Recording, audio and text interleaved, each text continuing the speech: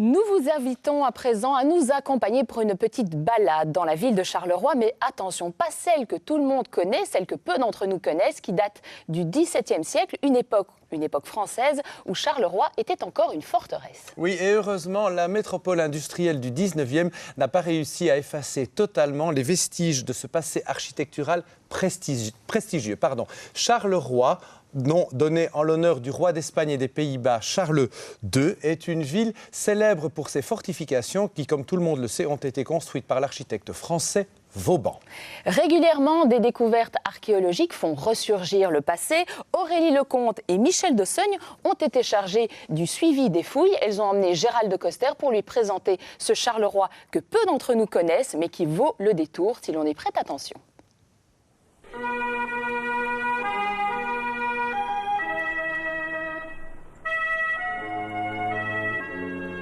Charleroi, métropole wallonne en pleine mutation. Des travaux, il y en a à tous les coins de rue. Régulièrement, de tels chantiers offrent l'occasion de redécouvrir le passé. Charleroi est un point stratégique. D'une part, géographiquement, puisqu'il se trouve sur la ligne frontalière entre les Pays-Bas espagnols et la France. C'est donc un point faible qu'il faut défendre. D'autre part, au niveau topographique, le site de Charleroi se trouve sur un promontoire rocheux qui permet de mieux défendre. Pour mieux comprendre ce qu'était la ville à la fin du XVIIe siècle, direction Lille. Le musée des Beaux-Arts y abrite le plan relief de Charleroi, réalisé pour Louis XIV.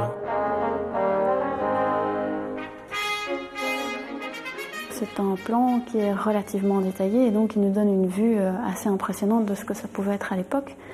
Et puis ça nous plonge un petit peu dans la réalité aussi de ce moment-là.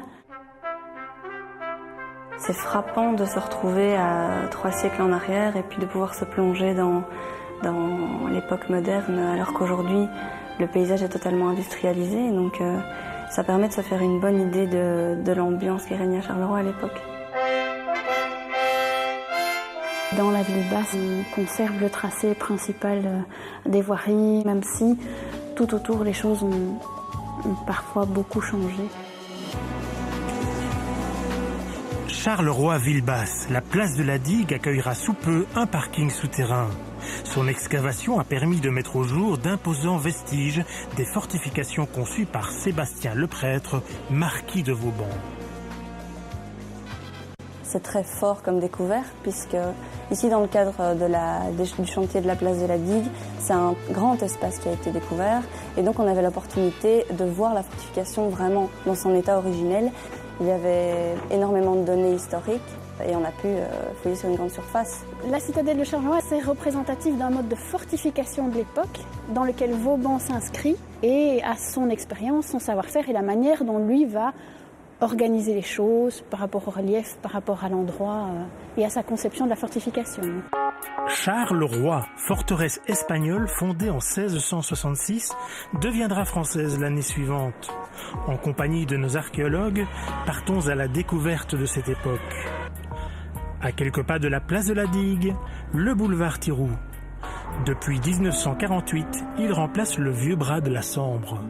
À la base, le boulevard Thiroux n'était pas du tout à sec, puisque c'était le passage naturel de la Sambre qui a été canalisé par les Hollandais au XIXe siècle. La Sambre étant un cours d'eau qu'il fallait franchir à un moment donné, il y a eu création d'un pont et puis toute la partie de la ville basse avait aussi pour objectif de protéger finalement cet accès et de permettre à une armée française qui arriverait pour protéger la ville de passer de manière plus sécurisée à cet endroit stratégique. Au XVIIe siècle, un hôpital militaire est édifié en bord de Sambre. Sa chapelle sera démolie durant la Révolution française. Consacré au guérisseur Saint-Fiacre, l'oratoire sera reconstruit en 1818 et en 1897. Aujourd'hui, elle marque l'entrée de la rue de Dampremy, parallèle au boulevard Thiroux. Le tracé de la rue de Dampremy est très ancien. C'est la route qui mène de Namur à Mons.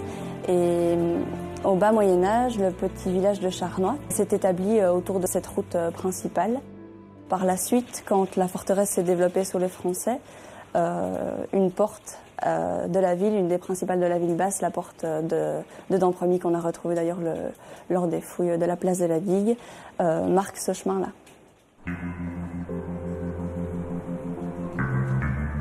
À la naissance de la rue de Dampremy, un escalier reliait autrefois Villebasse et Haute.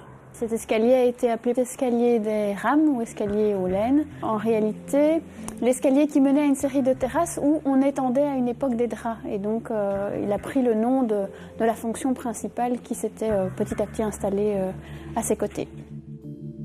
À l'emplacement où on se situe, en réalité, on soupçonne qu'il pourrait y avoir des vestiges d'époque française, puisque dans ce café où on est installé, on a retrouvé certaines cavités, certains passages, certaines galeries qui évoquent une architecture plutôt à caractère militaire qu'une architecture à caractère privé.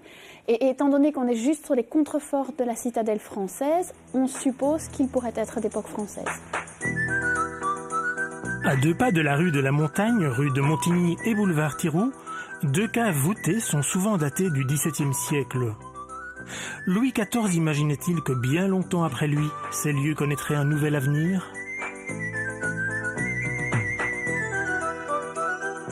Quittons les sous-sols de la ville basse et entamons l'ascension vers la ville haute.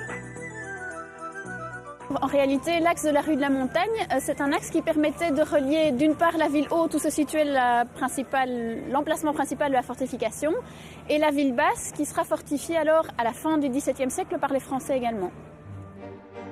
Au sommet, la place Charles II. Elle constitue le centre de l'ancienne forteresse. Le plan de la citadelle se retrouve encore aujourd'hui dans le tissu urbanistique, puisque par exemple ici sur la place Charles II, on retrouve encore la forme d'étoile qui symbolisait la forteresse dans le centre de Charleroi. On se trouve ici sur le haut du promontoire rocheux, ce qui explique que même s'il y a eu des constructions par la suite qui soient même montées de plusieurs étages, le dénivelé est tel qu'on peut encore voir en contrebas les campagnes environnantes. Fondée au XVIIe siècle, l'église de la ville haute sera agrandie au suivant. De restauration en agrandissement, la basilique Saint-Christophe est aujourd'hui un grandiose mélange d'art moderne et ancien.